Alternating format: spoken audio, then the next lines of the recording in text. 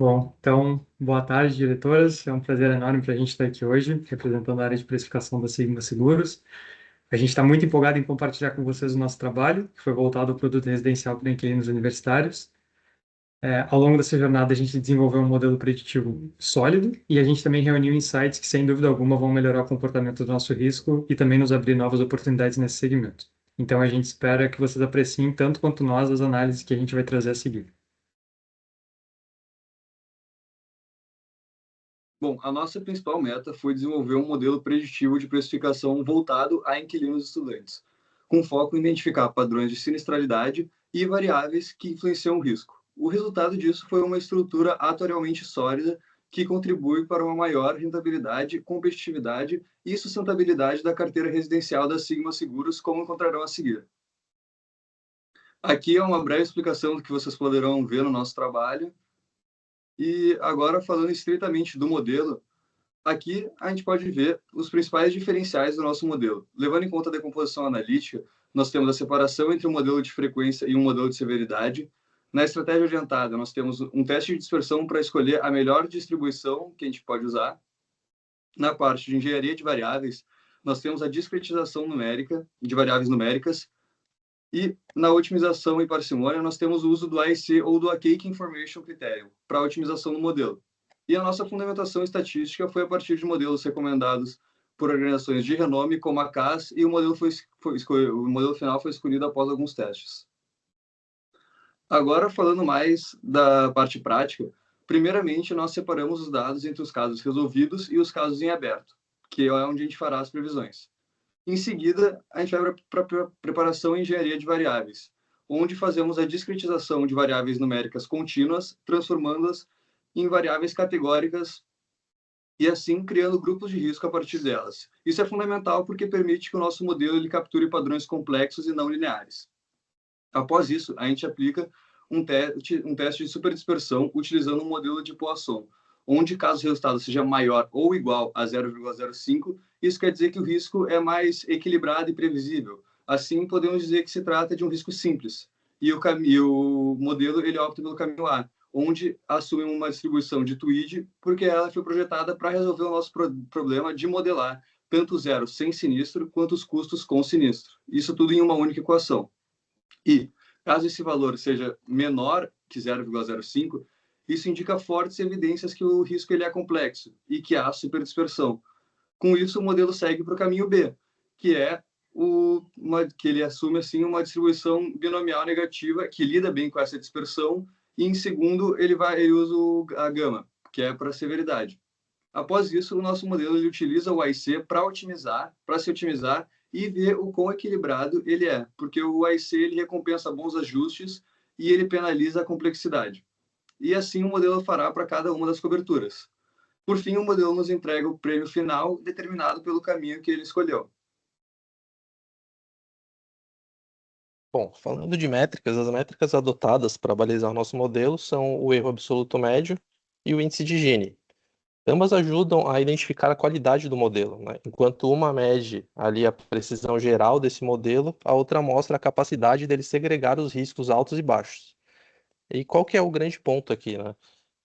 Notamos que, em geral, essas variáveis não são positivamente correlacionadas, ou seja, modelos extremamente precisos podem ser pouco sensíveis à diferenciação dos riscos, e modelos precisos podem apresentar um índice de Gini muito bom. Concluímos que o caminho para o nosso modelo seria buscar o equilíbrio, um modelo que entregue uma precisão adequada, capaz de identificar os riscos elevados.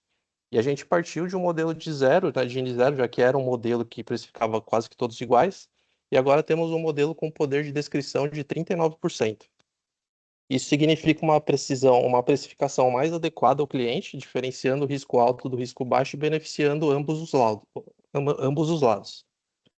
É importante frisar que esses números são simplesmente uma consequência do modelo, ou seja, bons números dependem de um modelo adequado e principalmente da qualidade dos dados e de como as relações foram estabelecidas entre eles.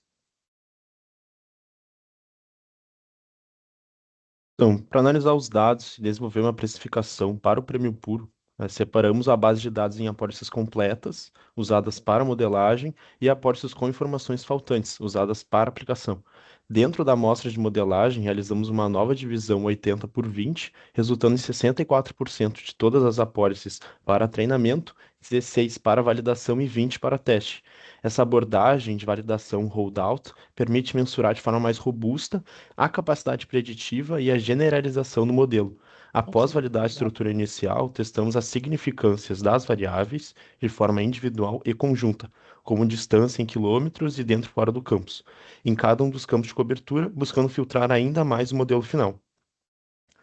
Temos a seguir a tabela que resume as variáveis mais relevantes em cada campo de cobertura, ressaltamos que essa análise foi de forma individual, sendo que no modelo consolidado, as variáveis foram agrupadas de acordo com a sua contribuição estatística e aderência técnica. Com isso, observamos as variáveis número de inquilinos, distância em quilômetros, extintor e dentro e fora do campus, apresentam forte significância estatística, demonstrando relação consistente com a frequência e o valor esperado dos sinistros. Essas variáveis refletem características diretamente associadas à exposição ao risco. Variáveis, o número de pessoas no imóvel afeta a probabilidade de ocorrência, a distância do campo está relacionada com a acessibilidade e ao tipo de moradia, o extintor indica maior prevenção e mitigação de perdas, e a variável dentro e fora do campus diferencia perfis de moradia com níveis distintos de proteção e vigilância. Em alguns casos, como variáveis sexo, nota média e área de estudo, aparecem significativas em análises específicas, mas perdem efeito quando controladas com as demais. Por fim, oferecer todas as coberturas em um único produto traz facilidade e atratividade ao público universitário. Um seguro completo e simples de contratar aumenta a adesão e facilita a massificação de carteira, atendendo às principais necessidades com proteção ampla e acessível. Dessa forma, o modelo preditivo final foi aplicado sobre o conjunto completo das 10.000 apólices, utilizando apenas as variáveis estatisticamente significativas. O resultado indicou um valor total previsto de aproximadamente 9 milhões, validando a consistência e a precisão da modelagem. Os resultados individuais e modelo consolidado mostram coerência entre si, confirmando que os fatores selecionados explicam o risco de forma adequada, sem influência das variáveis pessoais, como sexo ou desempenho acadêmico. Bom, informação é a chave de uma boa precificação. E pensando nisso, a gente está trazendo duas classes de dados que poderão trazer ganho significativo para a precisão do modelo. A primeira classe é a localização do imóvel e sua proximidade a serviços estratégicos. A proximidade a unidades de bombeiros podem minimizar severamente perdas materiais e danos a pessoas. A unidades de polícia nas proximidades ajudam a garantir taxas de criminalidade mais baixas e atendimento em tempo reduzido. Já os hospitais podem auxiliar em atendimentos rápidos em caso de acidentes que podem gerar custos de responsabilidade civil. Na segunda classe de características, a segunda classe seriam as características desse imóvel. Possui sistemas de combate a incêndio? Qual a idade dessa edificação, já que prédios com instalações mais antigas têm uma maior probabilidade de gerar incêndios em decorrente de instalações elétricas antigas e instalações de água já deterioradas.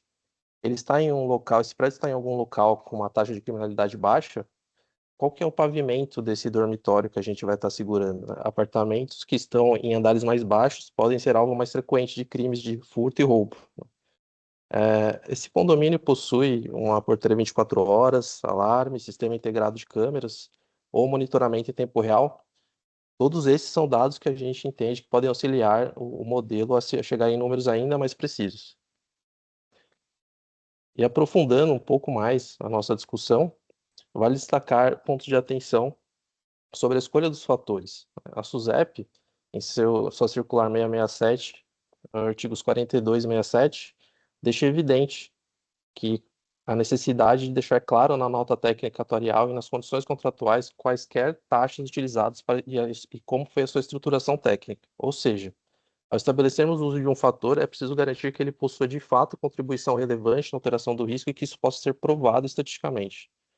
Trazendo para a realidade do mercado, principalmente considerando a temática moderna sobre preconceito, em caso de ações que envolvam o Código de Defesa do Consumidor, onde vale o ônus da prova, Precisamos ser capazes de justificar qualquer fator utilizado na precificação com base estatística sólida que mostre que de fato existe um agravamento do risco. E ainda sobre os fatores, também estamos avaliando considerar uma taxa de agravamento para dormitórios que estejam localizados em prédios exclusivos para repúblicas estudantis, em função da concentração do risco. Perfeito. Bom, essa é uma parte que a gente julga crucial, que é a transferência do risco. Mas por que que a gente julga ela tão importante? Um dos principais objetivos da Sigma é expandir a sua participação no mercado. É essencial que essa expansão ocorra de uma forma atuarialmente sustentável. Atualmente, a gente está exposto, por exemplo, ao risco de um campus universitário inteiro se tornar inabitável por um período, que pode gerar um sinistro catastrófico de despesas adicionais. Nesses casos, o resseguro se torna fundamental não apenas para limitar o impacto financeiro desses eventos extremos, mas também para reduzir significativamente o nosso risco de ruína, garantindo estabilidade e continuidade operacional mesmo diante das perdas severas.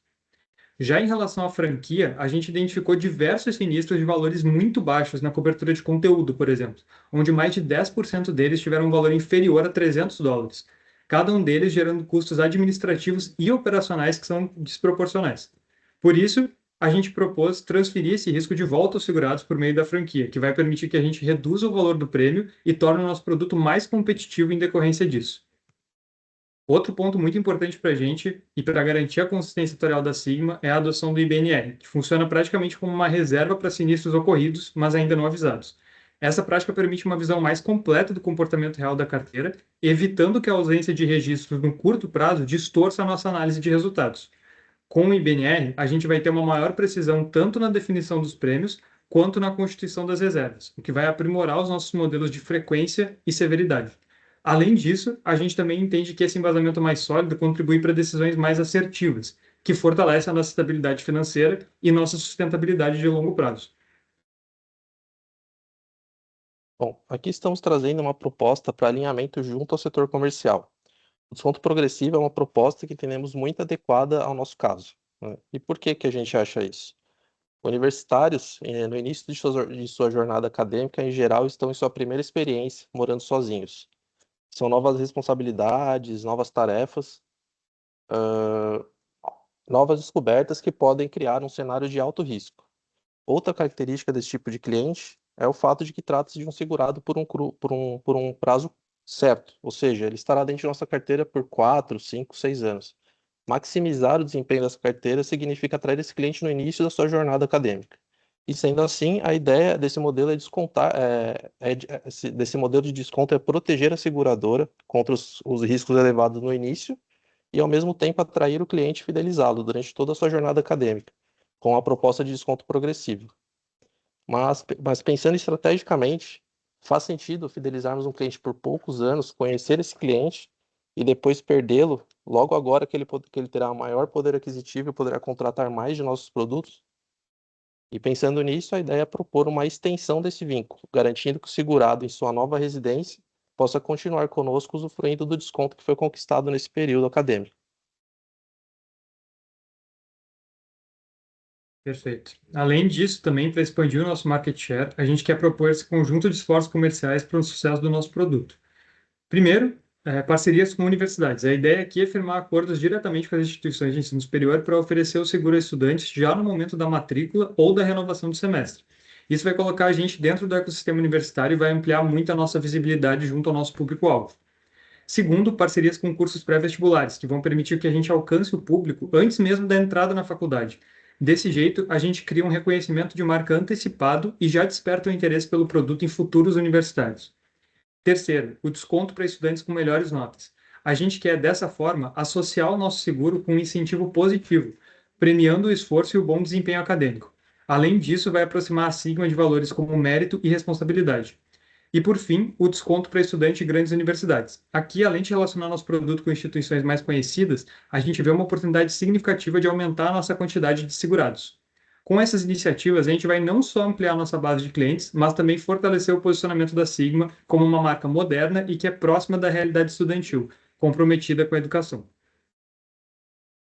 Em resumo, o que a gente apresentou aqui vai muito além de um modelo técnico. A nossa proposta foi trazer uma visão completa, unindo a base atuarialmente sólida com soluções práticas e que vão ajudar a Sigma a crescer de uma forma mais sustentável.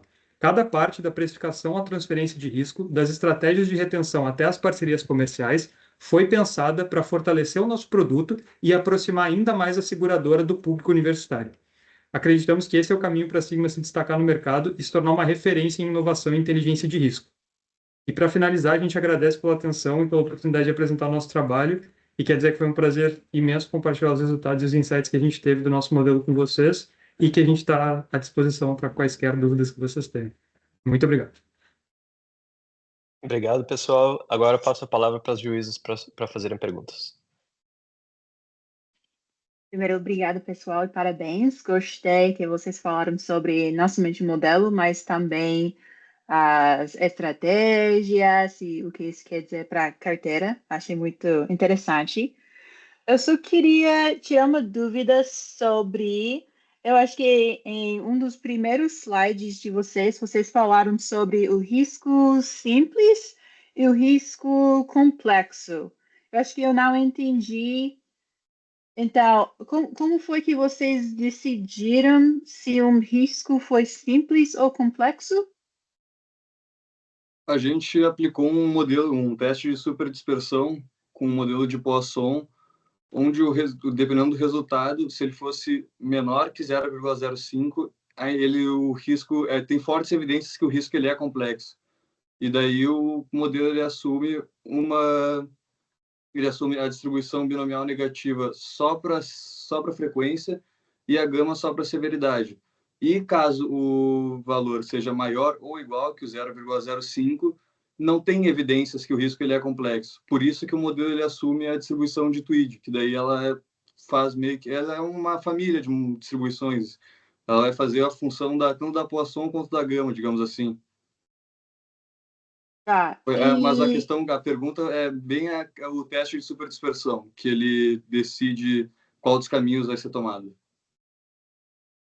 E esse risco vocês fazem por cobertura ou por, tipo, segurado? Tipo, a diferença entre se o risco é simples ou complexo? Por cobertura, a gente fez. Isso. Cobertura, ok. E eu acho que minha última pergunta, como vocês decidiram usar esse 0,05 como a patamar para dividir se o risco for é simples ou complexo? A gente, assim, por pesquisa mesmo e por prática de mercado, a gente viu que 0,05 foi um valor que funcionou no nosso modelo e que era um valor bem aceito por outras instituições, então, testando, a gente viu que fazia sentido para os dados que a gente tinha, mas a gente testou também com 0,10, 0,15, com 0,01 também, para analisar quais seriam os impactos, a gente viu que esse fechou melhor, mas é meio arbitrário, assim. Faz sentido. A gente é meio arbitrário mesmo no nosso trabalho, às vezes. Eu acho que para mim é só isso. Muito obrigada. Obrigado, Celeste. Oi, pessoal, boa tarde. Parabéns primeiro pela apresentação. Gostei muito, achei bem completa. Gostei dos insights finais, principalmente para a expansão, para poder crescer, né, de uma maneira sustentável. A questão do resseguro, a avaliação também do IBNR, né, que também é importante para a carteira, né, crescer e ter a dimensão real do sinistro. Eu entendi que vocês fizeram uma abordagem híbrida, né, usando também os modelos de frequência e severidade e o do Tweed, e por cobertura, isso seria por cobertura, correto? Correto. E o que fez vocês escolherem entre um modelo e outro, qual foi o parâmetro principal? Foi essa questão também do risco simples, ser o risco simples e complexo, ou vocês fizeram algum outro tipo de análise? Exato. A gente olhou para essa parte do risco simples e complexo e a gente olhou para a base de dados que a gente tinha e para os valores que cada modelo chegou.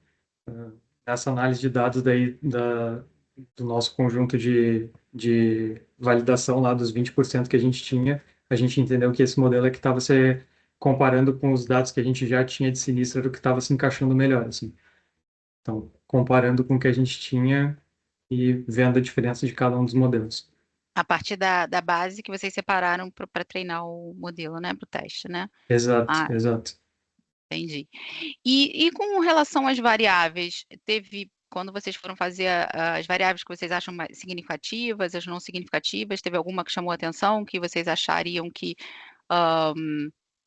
seria importante e não foi?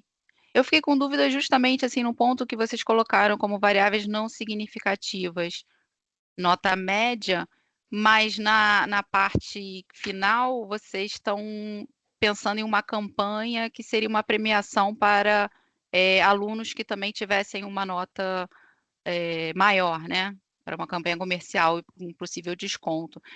E por que vocês estão lá pensando numa campanha, se aqui vocês colocaram como não significativa a nota dos alunos? Perfeito. O que a gente entendeu é que a nota média, no conjunto, quando a gente vai analisar a cobertura, juntando as 4 coberturas, quando a gente vai analisar o produto como um todo, ela não era tão significativa quanto as outras variáveis que a gente tinha. Porém, também ela não é, assim, a gente dá um desconto para as maiores notas, a gente não está agravando o nosso risco fazendo isso, sabe? A gente entendeu isso também. Então, a ideia do desconto para maiores notas, ele é bem mais comercial do que atuarial, mas mesmo assim a gente vê um valor forte nele. E a gente entende que, mesmo a gente não tendo a evidência de que, como um todo, a nota média ela vai baixar o risco, a gente, como também não tem evidência que vai aumentar o risco, uma estratégia que a gente julgou pertinente, mesmo no todo, assim, não diminuindo o nosso risco. De qualquer jeito, a gente viu também que individualmente tiveram coberturas que foram impactadas positivamente por uma maior nota média.